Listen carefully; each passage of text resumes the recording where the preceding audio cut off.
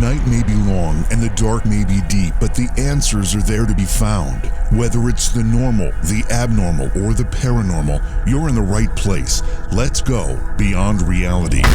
Welcome to you all here as we dig out from 22, 24, some places 27 inches of snow in the upstate New York, Cooperstown area. Yeah, I didn't think we got that much. I thought it was something like a foot. You know, I was looking out my window and thinking, okay, that looks like a foot or so, until I went outside. And when I went outside, the snow was actually basically up to my hips. Maybe a little less than that, but thighs for sure. And so there was a good 2 feet of snow here in upstate New York. And, you know, it's pretty for Christmas, that's for sure, if it sticks around. I mean, I think we're looking at something like, 45, 50-degree weather in the next week or so. So I don't know if it'll stay around until Christmas, but imagine some of it will. But, once it starts to melt, it gets kind of messy. And once it starts to melt, it, just makes mud and dirt and everything looks kind of gross at that point. So we'll see. Maybe it'll be a white Christmas. Maybe it'll be a muddy Christmas, who knows, but it'll be Christmas. And despite everything that's going on, I hope everyone gets an opportunity to enjoy the holiday season. It's obviously very, very different. It's very different this year. In fact, it doesn't really even feel like it's Christmas or the holiday season at all, which is a shame, because it's the lead up to Christmas that makes it so special. And there really hasn't been that kind of lead up this year. Next year, we're going to have to double down on all that stuff. We'll have to watch A Christmas Story and It's a Wonderful Life and Christmas Vacation, all these great Christmas and holiday movies. We'll have to watch them 3 or 4 times each just to make up for the fact that we didn't have the lead up this year. So we've got a great show for you tonight. We're going to talk about some paranormal case files. Rob Gutro will be with us. He is an author, medium, and a paranormal investigator. He's been on the show a couple times. And we're going to be talking about some of the case files of Inspired Ghost Tracking. It's a group, and how he befriended a spirit after continually getting messages over the course of 15 years. And he wrote a book called Kindred Spirits about this particular experience. So we're going to have a great time talking to Rob about his experiences in the paranormal community. And again, we've had him on the show. He's written books about the spirits of pets and stuff related to animals, which we've enjoyed quite a bit. So looking forward to having him on again. All right, so I got to ask. My left palm here has been itching me all day. Now, I remember my mother used to say, itchy palm means you're going to find money or something. Is that something that a saying that other people have heard? And has anybody ever been able to verify its validity? Because I really hope that's what it means. It's either that or I've touched something that's irritating my skin. I don't know which of the two. But speaking of A Christmas Carol, as I see a bunch of folks mentioning it in the chat room, one of my favorites, and I haven't watched it in many years, is the Mr. Magoo Christmas Carol. Does anyone else like the Mr. Magoo Christmas Carol? I think I don't know. I haven't seen it in years. I don't like it. I probably wouldn't be the same for me now. Maybe that's why my palm itches, Gene. Maybe it was for you. Now, there's no poison oak in upstate New York this time of year. Anyway, so we're kind of getting off topic here. Make sure you subscribe to the YouTube channel. Please do that. Go to YouTube, search for JV Johnson when you find it. Please subscribe to the channel. Become one of our YouTube family members. Also, the Twitch channel, great place to enjoy our weekend programming especially. We do stream the program there during the week as well, but we don't stream our weekend stuff on our YouTube channel. We do that on Twitch because it's a little different than the weekday stuff. So please go to Twitch, look for JV Johnson, subscribe to that channel, follow it as well. Please share all of this with your social media friends and whomever you think might be interested in the topics that we discuss here. And we do discuss a lot of them. In fact, I was just communicating with an author who wrote, and actually a reporter, I think, is the better description of her profession. But she wrote an article about dogs seeing ghosts. And I think we're going to have her on the program to talk about it. I think that'll be an interesting one, too. I know a lot of people, yeah, Thanks. Our guest is in the chat room, says his Italian mom used to say itchy palms mean money is coming to you. That's what my Italian mom said, too. My mother being born in Italy, definitely an Italian mom, and that's what she used to tell me. And I've been itching my palm all day, getting worse as showtime approached. So I'm expecting, I don't know, cash to fall from the sky. I don't know how this works, but mom can't be wrong. There's no way. Anyway, so we're going to have, I can't remember the author's name right now, but we've been communicating. Eddie's been talking to her about being on to talk about this phenomena. I know that anecdotally, people talk about the fact that their pets seem to notice things that we don't notice, and we all know that's true. But do they notice the spirit world? Do they see ghosts? Why is your dog looking up into the corner of the room as though they see something? And you don't see anything. What's happening there? So that'll be an interesting topic when we... Thanks, Rob. Rob's going to mail me $1. That'll be an interesting topic when we get a chance to have her on the program. So we have a lot to talk about with our guest, Rob Gutro, tonight. Looking forward to this conversation. Again, we'll be talking about some of his case files. He's written a book called Kindred Spirits, and this is going to be a great conversation. So looking forward to doing this. Let me see here. I didn't update our bumper music here, but so this should work. Okay, we'll be right back. It's Beyond Reality. Don't go away. Please support the program. Go to patreon.com/Johaw. That's JOHAW. Rob Gutro's been here with us a couple of times before, and Rob considers himself to be an average guy who just happens to be able to communicate with people who have passed. He's a medium on the Inspired Ghost tracking team of Hanover, Maryland. And by trade, he's a meteorologist, so he tries to explain ghosts and spirits by using science. He's had the ability since he was a teenager, and it's gotten more acute over time. And his first experience as a teenager was when his grandfather appeared to him. Rob, welcome back to the program. It's such an honor to have you back. I love having you here, and this is a great time of year to do it as we head towards Christmas. Thank you, JV. It's great to be back. This is a perfect time to talk about spirits as we're getting in the spirit of the holidays. It really is. But before we do any of that, I got to go back to this Italian mother thing because, I didn't know that you had an Italian mother like I had an Italian mother. And is this one of those things? I mean, as you probably know, when you grow up in that environment, you hear things, you say things, and you think the whole world hears the same things. And then you realize, no, that's just an Italian mom kind of thing. There's a lot of stuff like that I found over the course of my adulthood anyway, that I just assumed everybody heard these sayings, did these things, but it's really an Italian mom thing. That's true. Yeah, I've had the same assumptions too, and I found out that it's only limited to Italian families. But it's a special. If you haven't grown up in an Italian family, you don't know maybe what we're talking about specifically here. But it certainly is a special environment to grow up in. A lot of loud people, a lot of food, a lot of bickering, but it's all done in love. This is true. Yeah, and my mom used to spend 2 weeks baking before Christmas time. Yeah, I could never do that, though. Yeah, no, my mother, she passed a couple of years ago, and she lived for cooking for everyone for all the time, but specifically around the holidays. Thanksgiving and Christmas were her times of year where she shined and loved to have friends, family. Everyone was always welcome around the table, and boy, we miss that. Things change when we lose those folks in our lives, for sure. And that's an understatement, of course. But someone like you, Rob, who has the ability to communicate with those on the other side, you might have a different angle on all of that. How do you see the passing of loved ones like that? I really just look at it as someone moving to another state, another state in the U.S., because they're still communicating with me. And for some reason, my mother is really strong on the other side. And really? She was actually pretty loud, in life. My husband seems to channel her a lot and say things she used to say without even knowing. Your husband channels your mom? Yeah, they always say you marry your mother, right? That's funny. That's fun. Did your husband know your mom?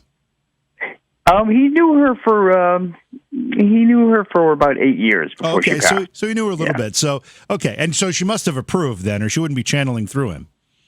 She did, yeah. She hated my brother's wives, but she said my best in-law is my son-in-law. Oh wow, well that's neat. But for someone who doesn't, and I'll put myself into this particular category, someone who doesn't recognize maybe the communications that are coming from particularly loved ones on the other side, what should I be looking for? What should I be opening my mind, my eyes, my ears to maybe catch some of those communications?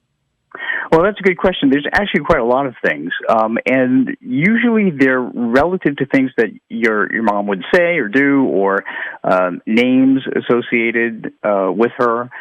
Coins are a really popular way that spirit communicates. And I know you mentioned my book, Kindred Spirits, about that spirit I befriended. Mm-hmm. He loved tossing coins.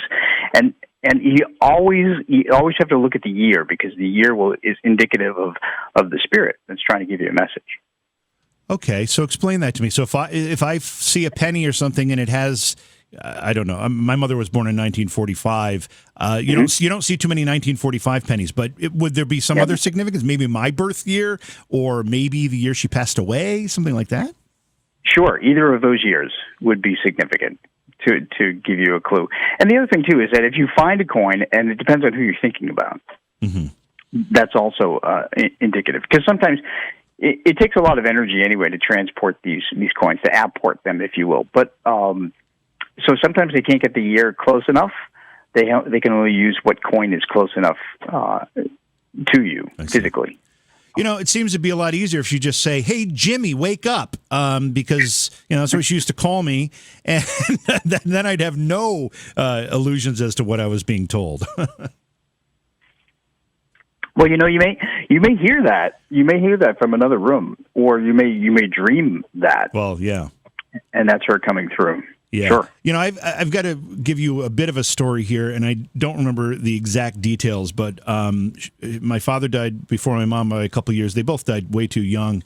But shortly after my father had passed away, my sister, who was far more eager to get some kind of communication from my dad at the time and now my mom, and not that I'm not eager, but I cherish them in my own way. They're in my heart, and I know they're there, and I'm okay not waking up and seeing my mom stand next to the bed.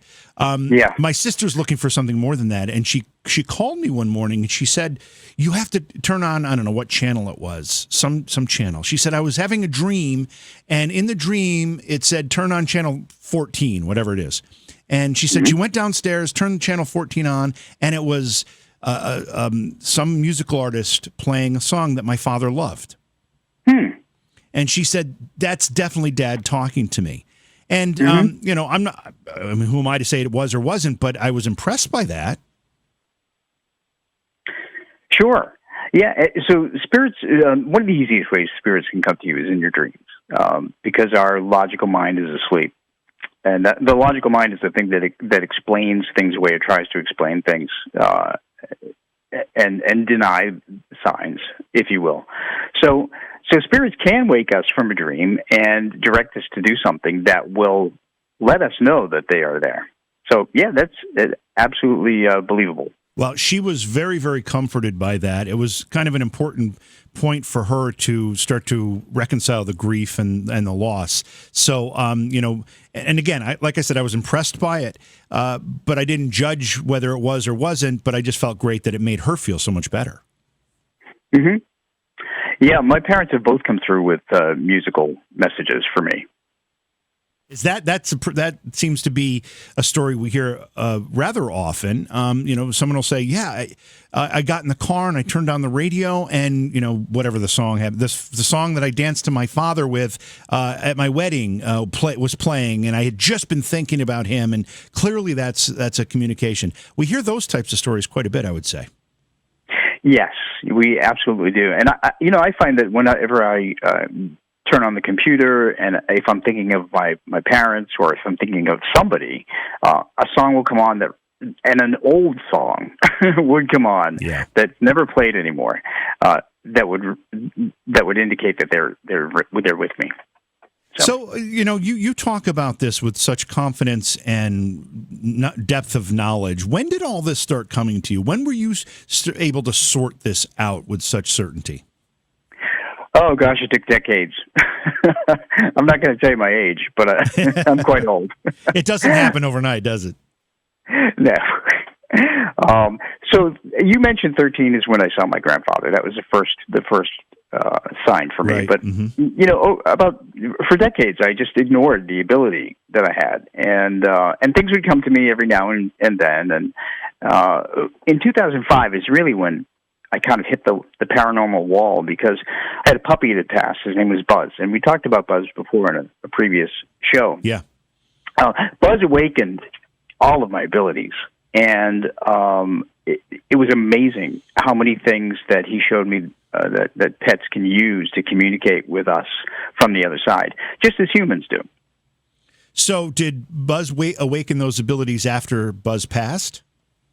He did, yeah. Right immediately after he passed, he showed me all kinds of different ways that he was communicating with me. Did you, when that first started happening to you, now you'd had some experiences prior to that, but you said you kind of, you kind of, I don't know whether you explained them away or just didn't accept it fully. When Buzz started to come through in a more rapid and maybe frequent sense, did you start questioning yourself? Did you think, what's going on here? Am I losing my mind? What's happening? No, what I did is I wrote everything down. Mm-hmm. And I used to keep a journal all the time. And I look back on that, and I would discuss it with my mother. My mother actually had the same abilities, but she was afraid of them. She wouldn't use them. But she would ask me every day what dead person I talked to. Was your mom, my mom, and if this is too personal, you don't bother to answer, but my mom was Catholic, Italian Catholic. Was your mom an Italian Catholic? Oh, yes. She was, an Italian Catholic. Did that have something to do with her fear of those abilities? No, actually, I think that her fear actually stemmed from when, after her mother died, her mother spoke to her very loudly in her right ear. She said she remembered hearing her mother call her name in her right ear. And she ran down the hall, and she said she ripped the T-shirt off my father. She was so scared. Really?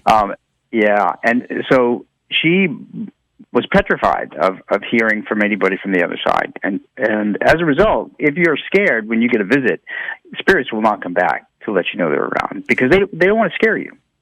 Yeah, I have to ask you about that because, again, I have this type of conversation on this program often.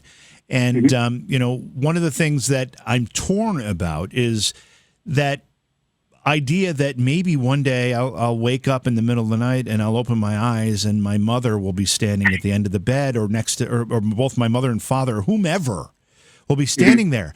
And that kind of frightens me. Not that it's them, but just this idea of an apparition like that being at the end. But I shouldn't be afraid of that. I should be welcoming of that. And for some reason, I'm torn about it. Yeah, well, it would startle me, absolutely. Yeah. I just think that in the physical world, we're certainly not expecting anybody to be standing over our beds in the middle of the night. I have enough problems seeing them when I'm awake. But I think you're perfectly reasonable to not want that to happen. That's good to hear, because I felt a little guilty about that. I just don't know how I would react. And I think it is that startle factor that's the initial reaction. It's kind of a primordial or whatever, a primeval reaction that you would have. That fight or flight thing kicks in until you can make sense of it, and then then you start to think about it a little bit differently. When you were a child and your grandfather first appeared to you, how long had he been passed? He had been dead about 7 months. So, and I figured out as an adult, why exactly he showed up in the middle of July. and that's because he was born in July. His birthday was in July, and spirits tend to show up around birthdays, anniversaries, and holidays, just as they do when they're alive. Right.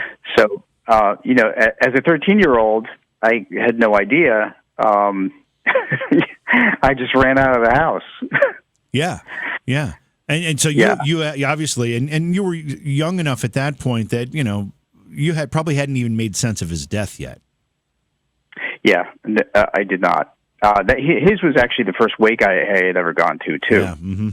Mm-hmm.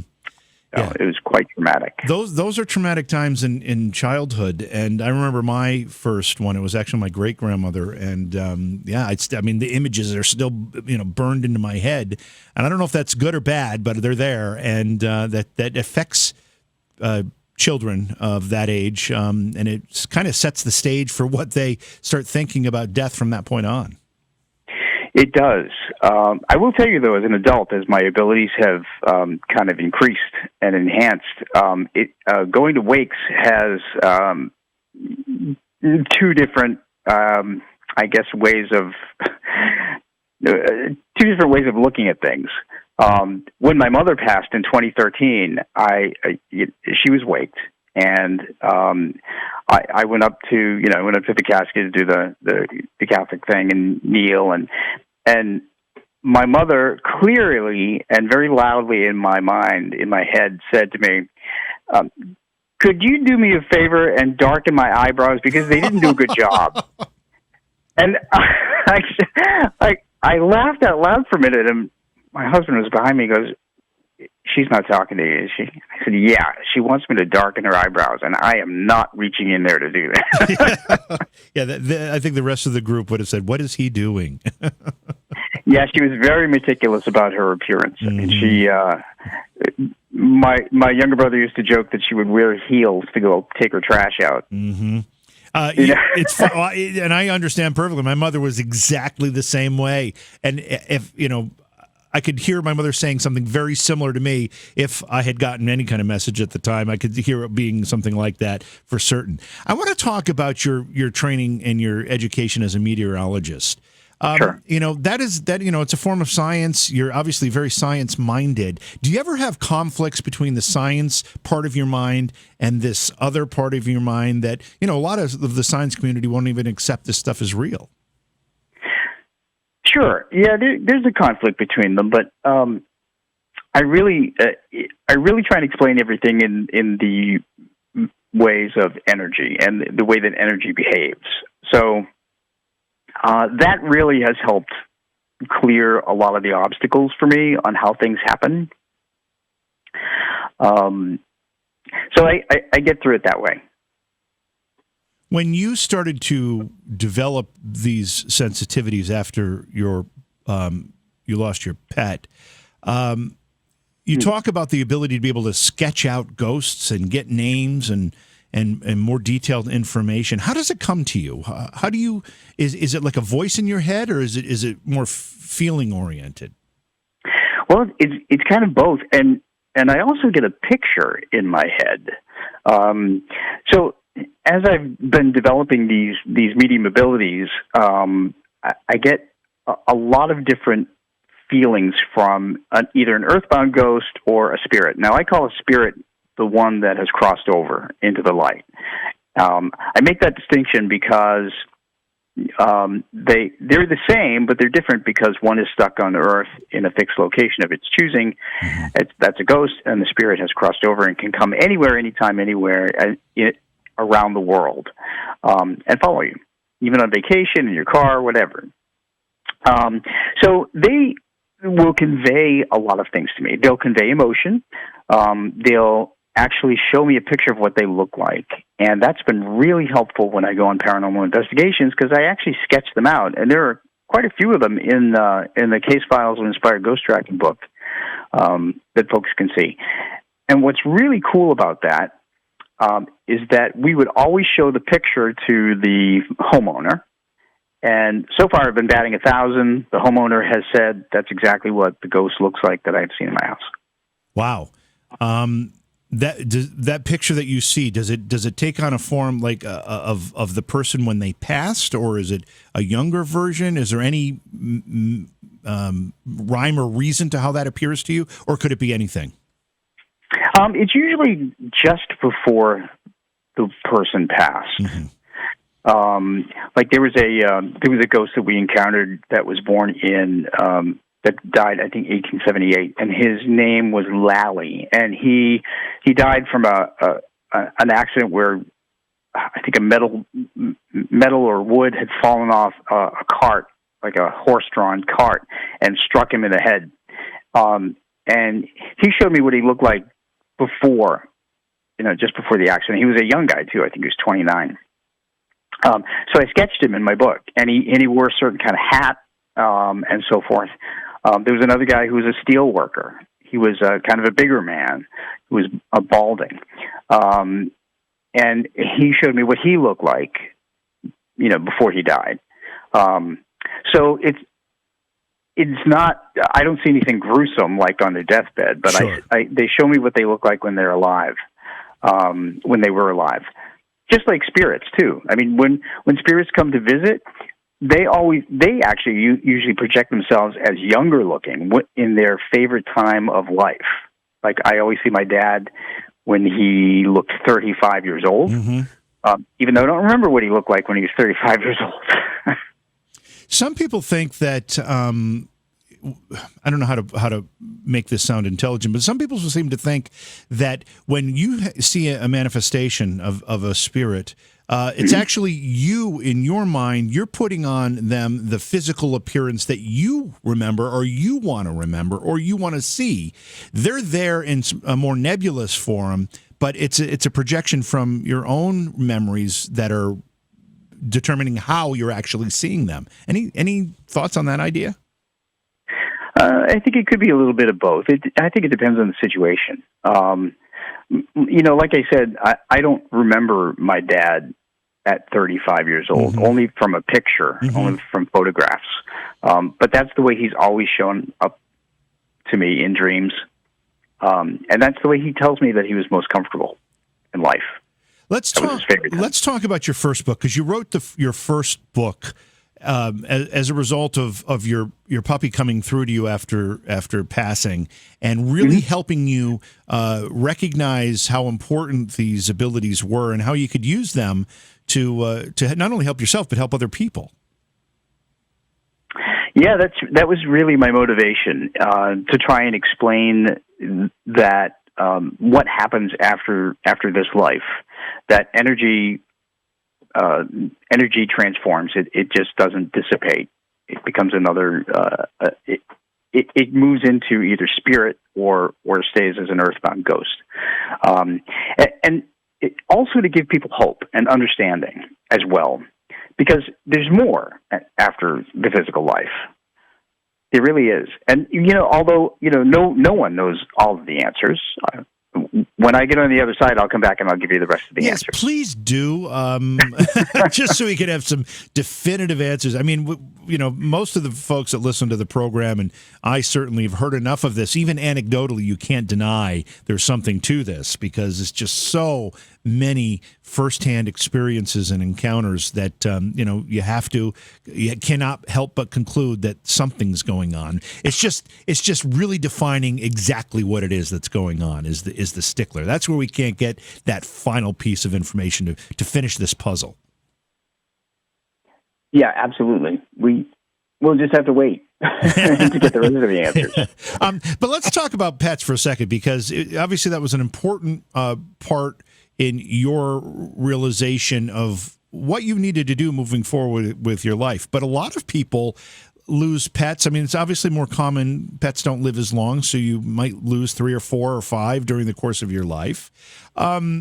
So you're mourning 3 or 4 or 5 times for the loss of a part of your family. What do you say to people who aren't convinced or maybe don't understand that, pets are part of the afterlife too? They have whatever that essence is within a living being that makes that transition.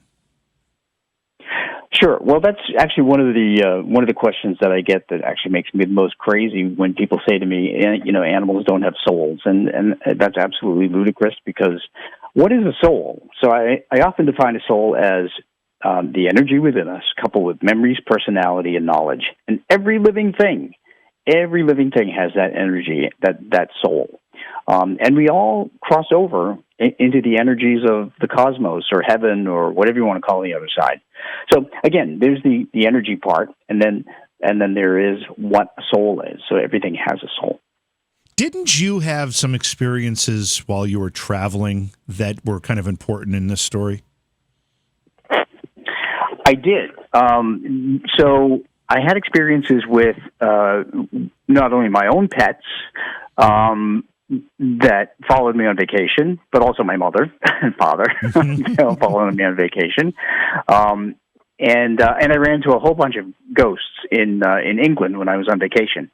But I will tell everybody that no matter where you go, spirits of your loved ones who cross, whether they're pet or person, they will always find you.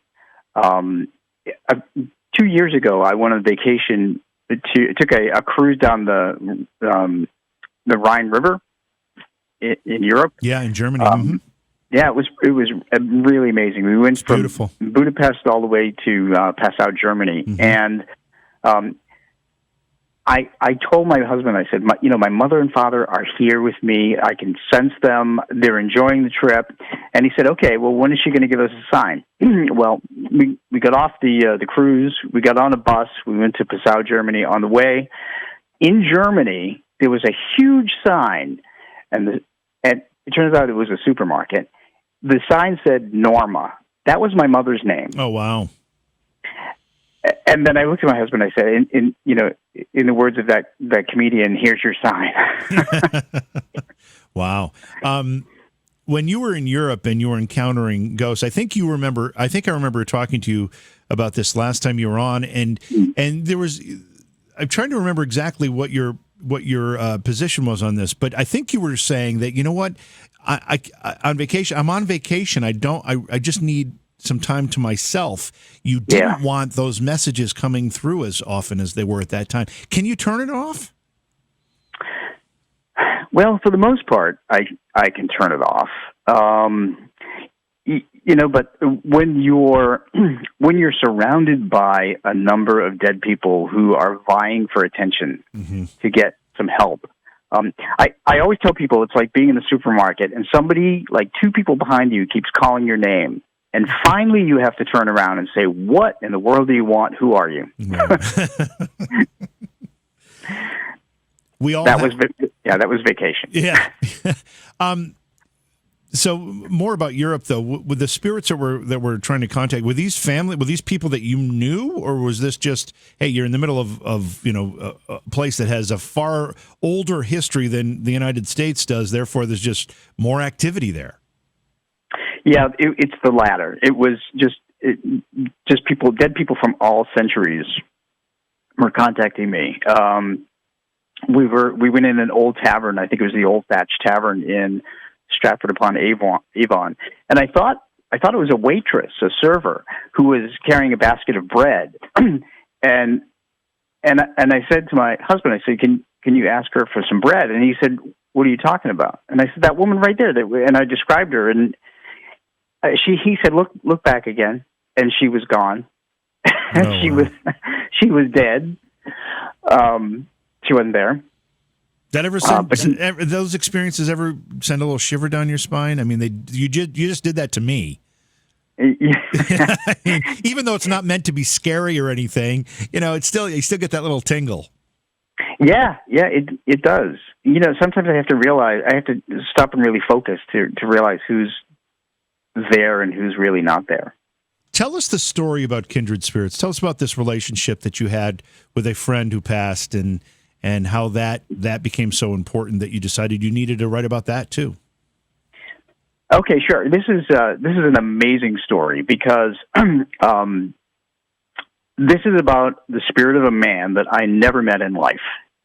He died in 1996, and the only reason why he connected with me is because he was my husband's late partner.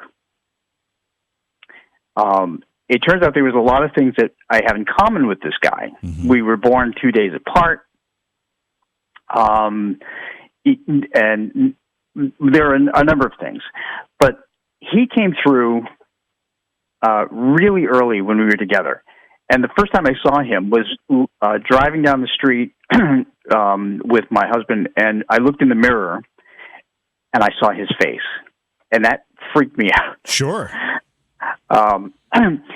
But he comes back all the time. And as I mentioned in the beginning of the program, he's the one that sends me coins all the time. And whenever I'm thinking of him, the coin is always dated 1996. It's always the year he passed. And I have to tell you, JB, I have never seen so many coins dated 1996 in my entire life. Wow. he finds them. Wow. After our dogs passed, I wanted confirmation that they were with him. And of course, we were walking our other dogs, and we found a penny, and it was dated 1996. Right after I asked him. Did he know your dogs? No. Again, I never knew him. He died in 1996, and my now husband and I, we didn't meet until 2005. Oh, okay. So no, I had absolutely no physical knowledge of him whatsoever. And what's interesting about this too is, he rescued us in England by sending a lookalike, someone who looked exactly how Ed is his name, would have looked had Ed lived to be in his 50s. We were lost, and our GPS went dead in England, and we were stuck, and we just stopped. We were in a wooded area. The sun was setting, and we couldn't get out. We didn't know where we were going. And this Royal Mail truck came up behind us, and I flagged him down. And the guy that got out, I explained to him what we need help going back to the highway. And I was just standing there kind of in shock. And I got back to the car, and I said, "Did you see that guy?" And he said, "He looks exactly like Ed would have looked had Ed lived to be in his 50s. Well, it's a good thing Ed did that, because I've seen the way that movie ends, and it doesn't end well when you're lost in a foreign country and you don't know how to get back to the highway. I've seen that movie a lot of times. It's never good. Yeah, it's easy with teenagers. Yeah, do you mind telling me your husband's first name? Oh, Tom. Sorry. So did when Ed came to you, started to come to you in the beginning, when you first started to recognize who it was and were getting communication from Ed, was it because Ed wanted to make sure that you were taking care of Tom, or was there a jealousy? Do you know what the motivation was at the time? Yeah. As a matter of fact, we actually went to a psychic and a tarot reader, and two of them, and they separated us into different rooms, and they each did a reading, and they both said the same thing without knowing who we were. They didn't know if we were friends. They certainly didn't suspect that we were dating each other. And they said there's a guy connected to the other guy in the room who has died, and he wants to make sure that you two are together because you should be. Your soulmates. Oh, wow. And so Tom came out, I came out of the separate readings, and we came together and we compared notes, and they both said the same exact thing. And it was just freaky. And he still has never gotten over it. But what's actually funny about this whole thing is that over 15 years, Ed has shared things with me that, like behaviors that Tom had or things that they did together that Tom has never told me. And I would tell Tom, and he would say, "Will you stop talking to Ed, please?" I don't like that. Yeah, it's got to be uncomfortable for Tom every once in a while, I would think. But this was such an important part of your life as this was happening, and this, I think you said 15 years of communication with Ed, that you wrote a book about this. I did. And the book Kindred Spirits is really, it's not only about him and his story about how I befriended him. I mean, I've really gotten to know him so very well. It's really about all the different ways that he has communicated, And these ways are indicative of how spirits of your loved ones will communicate. So there's a lot of lessons in here for anybody who has lost a loved one. I'm just kind of going through the list of books. What do you have, 6, 7? How many books have you written? I have 7. I'm actually doing edits on my 8th book, which is Pets in the Afterlife 3, which is coming out next month. The Pets in the Afterlife 1, 2, and 3, basically. The first one is the one you wrote after the experience with losing your pet, right? Yes. And what do the subsequent Pets in the Afterlife books discuss? So the first one really has a lot of science in it. It has chapters by 3 mediums who have had experiences with their dogs in spirit.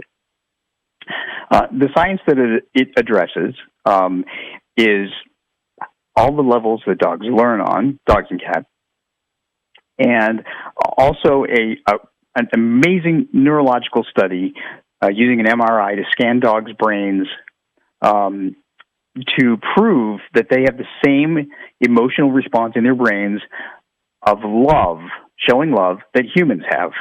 And Dr. Gregory Burns in Emory University is the one that did that study, and I think his book is How Dogs Love Us. So there is science proving that they have the same exact emotions as humans. So that's in the first one. The second one is filled with half with messages that I've gotten from dogs and cats in spirit, horses and birds too. And the other half of the book is filled with stories from other people who had experiences on their own and share them with me. This idea that dogs in particular, and having had several dogs, I know exactly what you're talking about, even if I don't know the science behind it. But this idea that they actually love and they actually develop a human-like relationship with their families is quite marked. And this is not only something that you've written about as it comes to dogs that have passed on, but you are actually involved in rescue, aren't you? Don't you have a dachshund or involved in dachshund and Weimaraner rescue? I am, and I've been doing that for about 10 years. So we've been doing fosters and transports and home visits, and we've adopted. We've had foster failures, if you will. And I have to tell you that as I was finishing Pets in the Afterlife 3 this fall, we lost 2 of our dogs, 2 of our teenagers. Oh. One of our dachshunds who was 16, and our Weimaraner who was 1 month shy of 16. So this has been a really devastating year. I'm sorry to hear that, but I can't help but smile when I even see the word dachshund, because they are these mostly small dogs but have the biggest personalities. They're really a unique breed. They are. They're very personable, and they're very stubborn. But they can be fun. And I will tell you that our both Dolly and Franklin, who are the Weimaraner and the Dachshund who passed, have given so many messages since they passed in May and October that they have big chapters in the next book. Oh, wow. And actually this past Sunday, we were outside with our 2 dogs, our 2 remaining dogs, and I heard Franklin the Dachshund bark from our sun porch. And it came from within the house. And our other 2 dogs acknowledged it. Oh, wow. So, yeah, so it's pretty cool. We're talking tonight with Rob Gutro, author of many books about paranormal topics. We've been talking about that. He's also a medium and a paranormal investigator. We're going to talk about his newer book. Is the Case Files book the newest book, Rob? It is. Yeah, so we're going to talk about that in just a few minutes. Rob, you've got 2 websites listed here. Your name, robgutro.com, but you also have petspirits.com. Do they go to the same place, or are these 2 different sites? They go to the same place. It's just because people find it hard to spell my last name. It is difficult to spell your last name, so that's a good move. So it's either robgutro.com or petspirits.com, and there's a lot of great information there. So the Case Files book, set the stage for us here. What's this one about? Sure. So for the past 10 years, I have been a medium on the Inspired Ghost Tracking team in Maryland. And what we do is, like every other paranormal team, is we acknowledge requests from people who believe that they have hauntings in their house. So we do all kinds of questionnaires, beforehand, and then we decide whether or not we're going to go in and investigate. And so we've been to historic places. We've been to a lot of private residences, and all I can say is that you never know what you're going to get. And there's been some crazy, crazy things that we've encountered. Tell me about the team. What type of personnel do you have on? I mean, obviously you're a psychic medium. Do you use those skills in your investigations? And I think you do, because you talked about sketching some of the images that you see. But talk about your role in the group and what the other folks who do the investigating with you do. Sure. Well, I am one of the mediums. There are three of us. There's myself, and there's a gentleman named Troy, and my husband Tom has some medium abilities that he developed when we went to England. So there are three of us, and the others are they're senior and technical investigators. So they use all kinds of equipment that you've discussed many times on your show, like K2 meters and digital thermometers, digital recorders, infrared cameras, all kinds of stuff. Typically what happens is the tech team goes in first, and then another day the mediums go in, and no information is shared between the two groups. After the mediums go in and we put everything together, then it all comes together in a report. And because I like to write, I'm the guy that puts the reports together. So I was able to compile this book. Oh wow! It's not often that a paranormal group will go in with three mediums. How does that work? Do you? And I don't know if there's a limited number, amount of energy, and you're all drawing from the same energy. I don't know how that works. But does it create any confusion, or is the whole greater than the sum of the parts here? It actually works in a great way for us because we're kind of in tune with each other. Mm-hmm. We actually wind up confirming things that the other get. Do you talk about it in real time as it's happening, or do you do your thing and then all meet afterward and say, this is what I found, this is what I found? No, we talk about it in real time. There's one particular case called the double murder ghost investigation. Ooh, I like the sounds of this. Yeah, this was probably our most gruesome and unsettling case. In this particular instance, myself and Troy went into the home, and we knew nothing about it. Typically, the case manager, the manager, Margaret Ehrlich, only gives us an address about 60 minutes before we're supposed to be somewhere. Okay. And she does that because she wants to, ensure that everybody just drives. And nobody has time to even look up what the house looks like. Right. She doesn't want you to do research that's going to make you go in with preconceived notions or information that may skew your results. Absolutely. And, neither Troy nor I want to do that anyway. So in this particular instance, a family was traumatized by a family with kids. It was like a split-level rancher, and it's in the Baltimore area.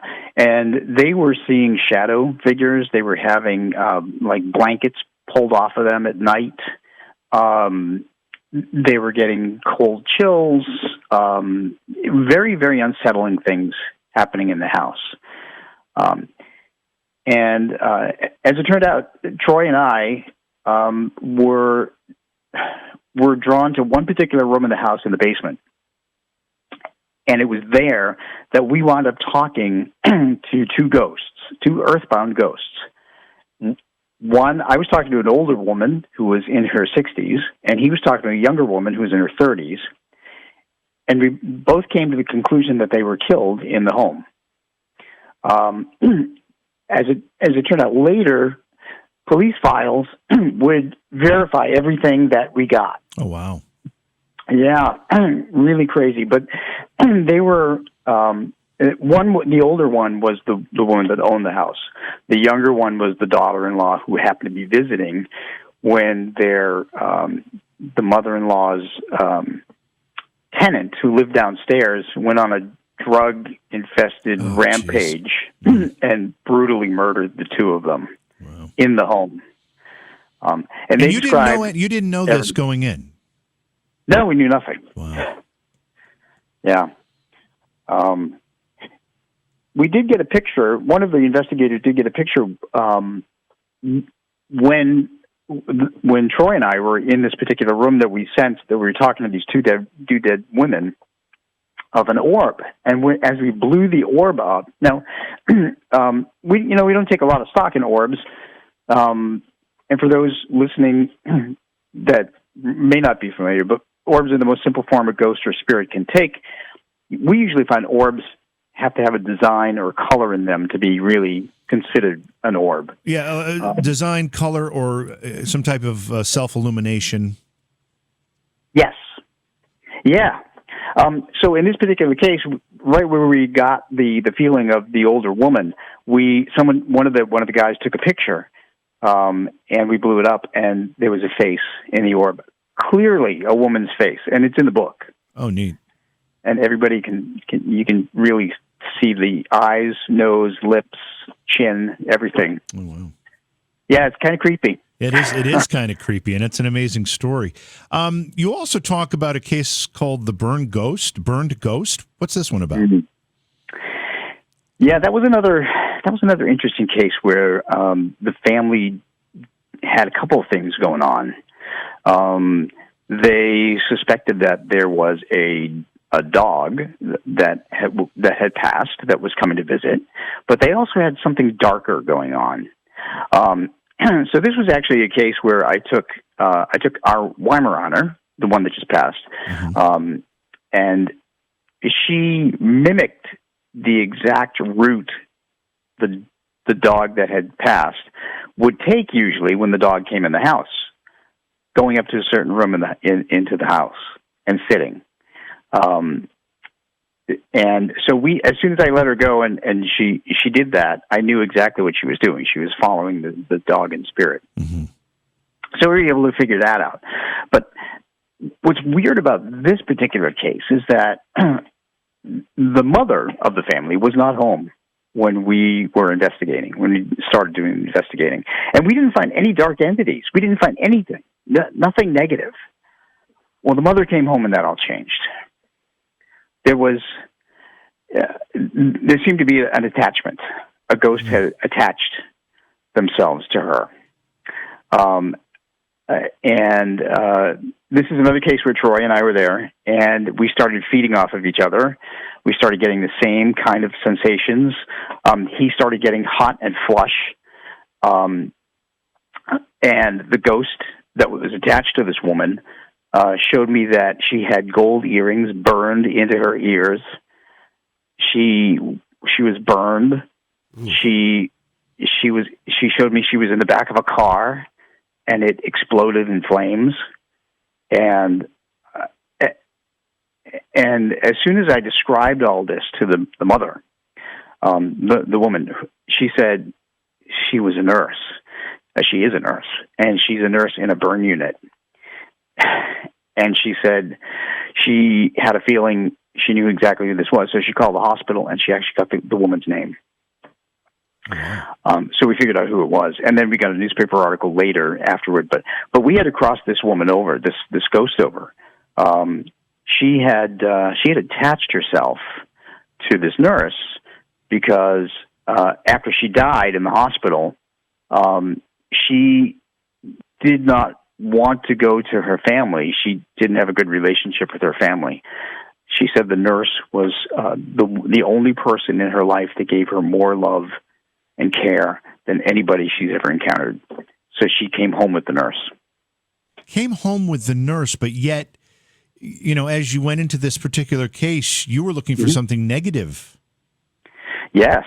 Yeah. So the attachment was from a loving perspective or a loving motivation, yet the symptoms of it seemed to be somewhat negative. Absolutely. Like I said, we never know what's going to happen. It's easy to assume when you go in these paranormal investigations that there's going to be a negative entity there. Because I have found that people tend to stay behind because they're afraid to cross over, because they remember some horrible things that they did or bad things they did in life. So they're afraid to see what's on the other side. But in this particular case, this ghost stayed with this nurse out of love. Talk for a second about attachments. How does that work? I mean, we've heard of negative entities attaching, and I think that's probably a circumstance that people maybe not completely understand, but are more familiar with anyway. But what about something that's not a negative entity, as in the case you just described? How does that attachment work? Is it the ghost attaching to your soul, or is it a physical thing? How does it work? Do we have any idea? I really don't have any idea. I just think the ghosts, of course, can read energy. Mm-hmm. So they know when people are mediums. So that's when they start speaking up. But they also know when people have good hearts, and maybe they can help them. And typically, I found that when you run into an earthbound ghost, they've been there quite a while, often, and they realize they're stuck in kind of an earthly prison of their choosing, and they realize it's not the place they need to be. So they're always looking for somebody to help them out. And in this particular case, this woman, I think her name was Lashika, realized that this nurse, since she was the only one that could helped her out in life, could likely help her out in death.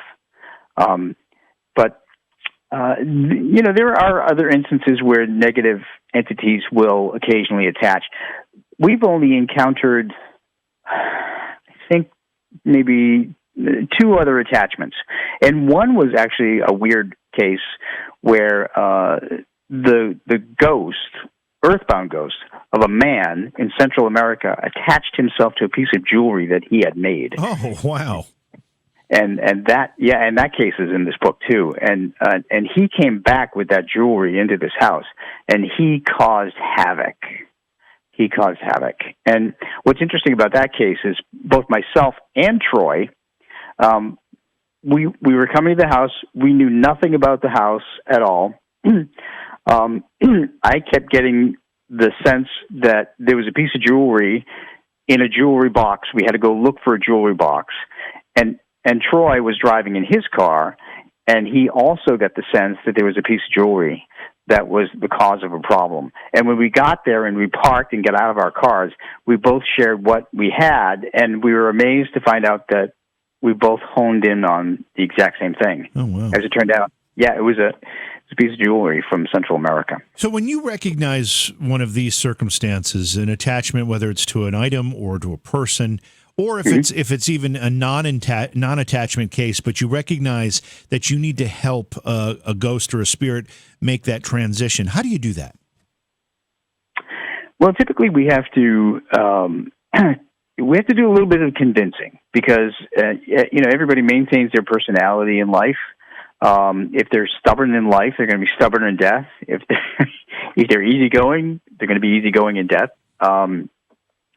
But we have to come to the ghost from a perspective of being a caregiver or a helper. We want to help you achieve comfort.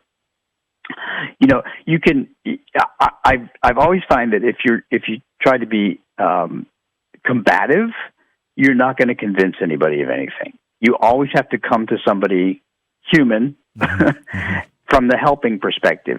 Even if, like, for instance, Tom's folks are getting on in years, and they need to go into assisted living.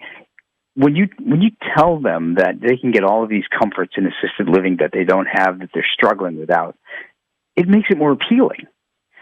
So instead of saying, "Oh, you need to go here," right. So that's what we do with ghosts.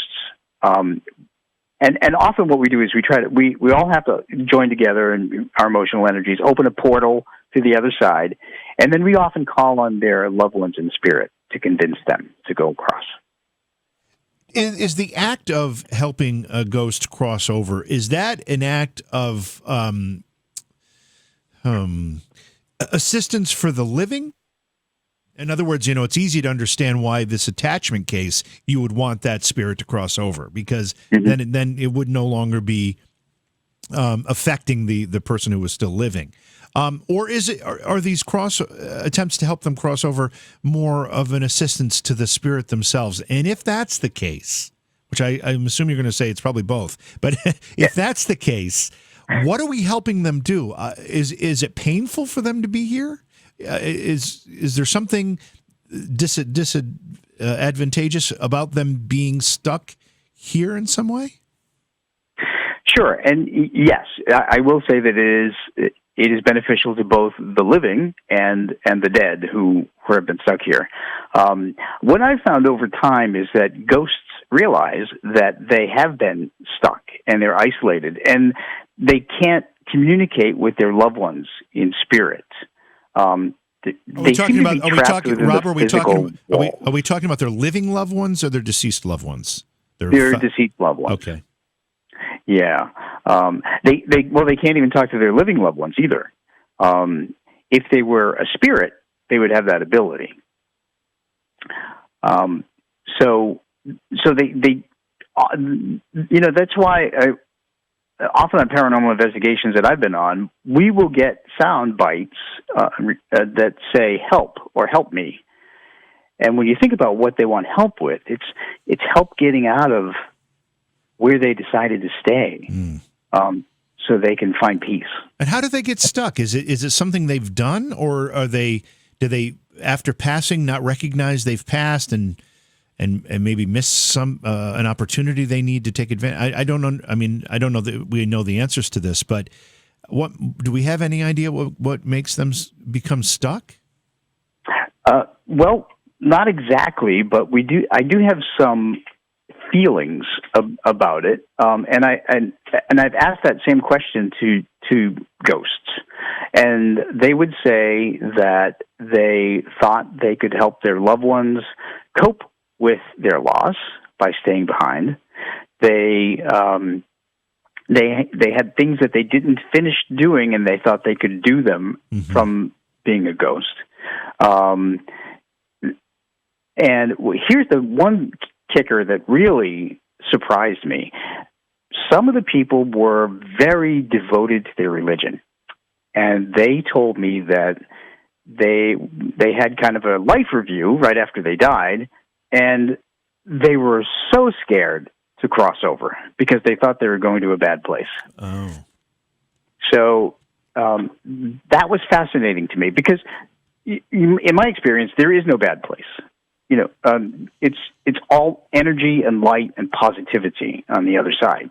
I really think that it's just my opinion, and even though I'm kind of an ex-Catholic now, I think that hell was kind of made up to scare people to go to be good.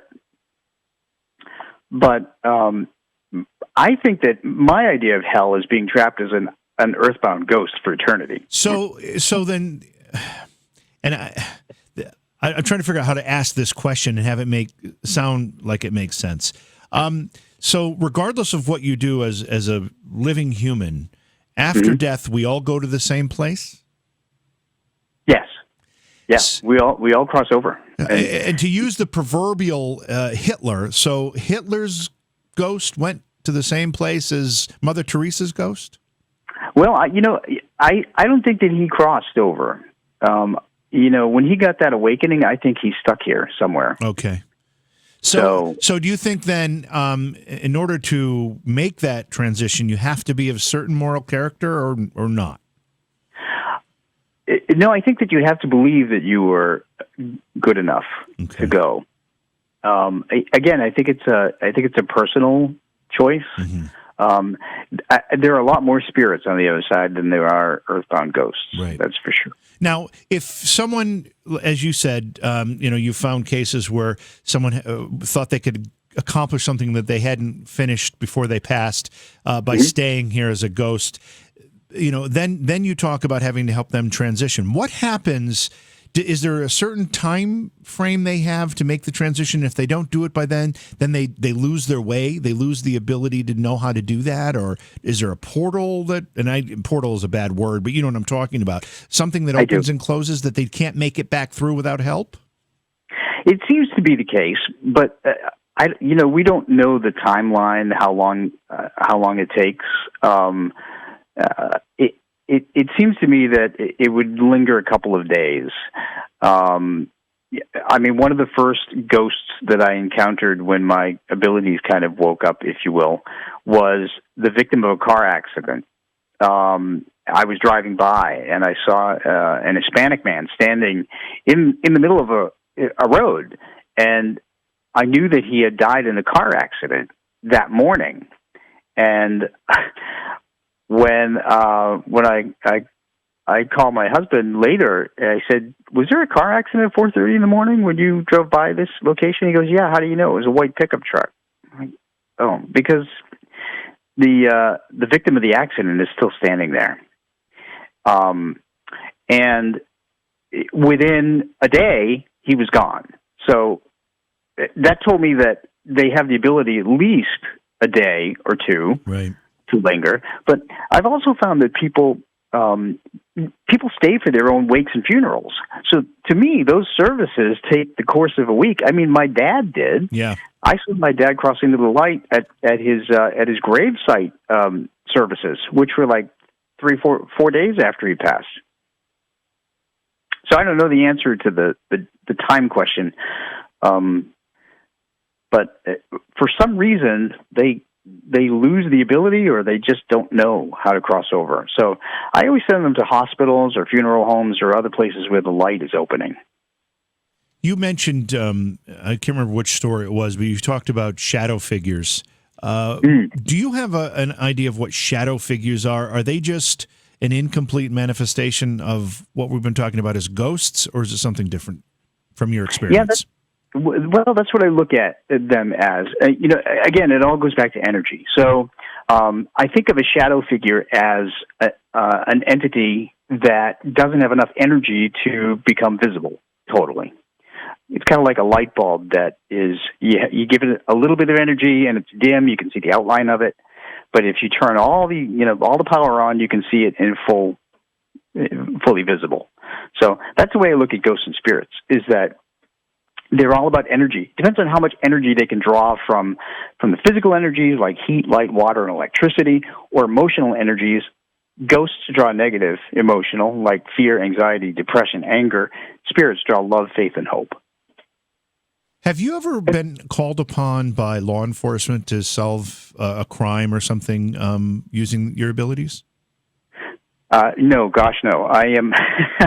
I consider myself always a medium in development, or a medium rare, if you will. There are a lot of learned mediums who devote their entire lives to mediumship and helping others. I kind of do it in my spare time because I'm a weather guy. Are you still a practicing meteorologist? I am. Oh, nice. Do you do that for like a television station or something? No. I used to work at the Weather Channel, but I can't tell you where I work now. But okay. But I will tell you that it is a La Nina year, which means that up in New York, there will be less precipitation this winter than normal. Oh, that didn't prove true yesterday, I'll tell you that. Yeah. We got 24 inches yesterday here. Not that that's completely unusual, but what a way to usher in Christmas week. Exactly. It will be slightly warmer than normal, though, this winter. That's actually a great point. Is there a correlation between weather and spirit activity? Some people think that electrical storms fuel that activity. Some people think rain and running water will fuel that activity. Have you noticed any of that? As a matter of fact, I have. Within atmosphere, the atmosphere is actually a ball of energy. And again, because ghosts and spirits are energy, they draw on any kind of energy they can. And physical energies like rain, like rainfall, like lightning, like movement of the air. All of those things are energy that spirits and ghosts can absorb. So there is really something to those old movies where they showed lightning storms and ghostly activity. That's what I was just going to say. So all these years we've been just saying that's Hollywood, but in fact there's some real science behind all of that. Yeah, there is. And did you know that a bolt of lightning is hotter than the surface of the sun? Really? Yeah, as you go out further from the surface of the sun, it gets hotter and hotter, but a bolt of lightning is hotter than the surface of the sun. So that's a lot of energy right there. A lot of energy for sure, yeah. Okay, so the book is available now, is that right, Rob? Yes. Yeah, they're all on Amazon.com in paperback and ebook. And you're working on the new book, I think, what is it, Pets and Spirits 3? Or Pets in the Afterlife 3? Yes. This one is actually about dogs, only dogs, because there's so many signs by dogs. And actually there's a special chapter in here from a licensed psychologist about how to cope with grief, because a lot of people ask me for that. Grief as a person who loses someone, or are you talking about pet grief? Yeah. Is there, or maybe both. Yeah, Great. Both actually. Great. Good. Well, it's great work that you're doing, Rob, and I appreciate you coming on and sharing it with us. I love having you on the program. Did you say when Pets in the Afterlife 3 was going to be available? Not that we want to rush things. It's going to be sometime in January. I just got the cover back this week, and I'm almost done with the final edit. So I should know the answer to this question, but do you do consultations or anything privately with people? I've been actually doing them by email for about 10 years, which is how I get all these stories. And I will be putting something on my website come January 1st where they can just send, make an appointment or send me an email. Usually I ask for a picture of their pet and then the pet's name and any questions. And I just give them a really short reading. And the websites are robgutro.com, or if you're worried about spelling Rob's name, it's petspirits.com. Anything else you'd like people to know about or follow? I just want to let them know that, especially during this pandemic and this very difficult time about being alone, if you are alone, just know that you are not alone, because not only are your human loved ones in spirit with you, but so are your pets. Very comforting. Thanks so much for being here, Rob. Appreciate it. Thanks, JV. Happy holidays. Beyond Reality Paranormal is hosted by J.V. Johnson and produced by Orion Palmer and Slick Eddie Edwards. Like us on Facebook and subscribe to our YouTube channel. Please consider supporting the program either through your podcast platform, click on the link in the description, or on Patreon at Joha Productions. If you'd like to be a guest on Beyond Reality Paranormal, or you have a recommendation for a guest, contact our producer, Slick Eddie Edwards. Eddie is spelled with a Y at slickeddieedwards@gmail.com.